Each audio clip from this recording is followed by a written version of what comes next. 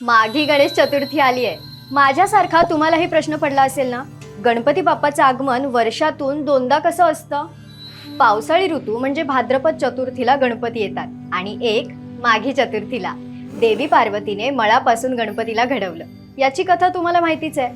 पण या माघ शुद्ध चतुर्थीला सुद्धा गणपती बाप्पाचा जन्म झाला होता. पण कसा? काय घडलं होतं त्या दिवशी? माघी गणेश चतुर्थी हा नक्की कशाचा उत्सव आहे? चला आज बाप्पाच्या माघी गणेश चतुर्थी जन्मामागचं रहस्य उलगडूया. या दिवशी जन्म झाला होता श्री विनायकाचा. महामुनी कश्यप आणि देवमाता अदिती यांच्या आश्रमात, थेट पृथ्वीवर. मुद्गल पुराणानुसार सतयुगात देवांतक आणि नरांतक नावाच्या राक्षसांनी धुमाकूळ घातला होता. हे फक्त राक्षस नव्हते, तर देवकार्याला, शुभ कार्याला आणि मानवी मूल्यांना विरोध करणाऱ्या प्रवृत्ती होत्या. त्यांच्या अत्याचाराने देवलोक त्रस्त झालं होतं. या सगळ्यामुळे देवमाता अदिती दुःखी होती.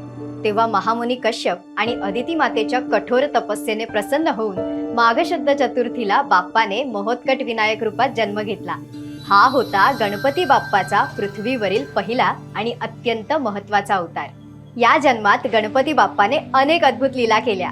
त्यांनी शिकवलं की केवळ शास्त्रज्ञान असून चालत नाही, तर वाईट प्रवृत्तींच्या नाशासाठी शस्त्राची शक्तीही गरजेची आहे. तसंच देव कधीही वैभवाचा भुकेला नसतो, तर निर्मळ भक्ती आणि भावाचा भोगी असतो, हेही त्यांनी दाखवून दिलं. या दिवशी गणपती बाप्पाला तिळगुळाचा नैवेद्य दाखवला जातो. साध्या मोदकांऐवजी खास तिळाचे मोदक, तिळाचे लाडू किंवा तिळगुळाचा नैवेद्य दाखवला जातो. या दिवसाला तिलकुंद चतुर्थी असंही म्हणतात.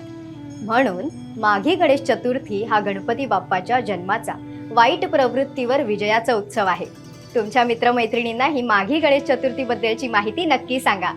गणपती बाप्पा मोरया.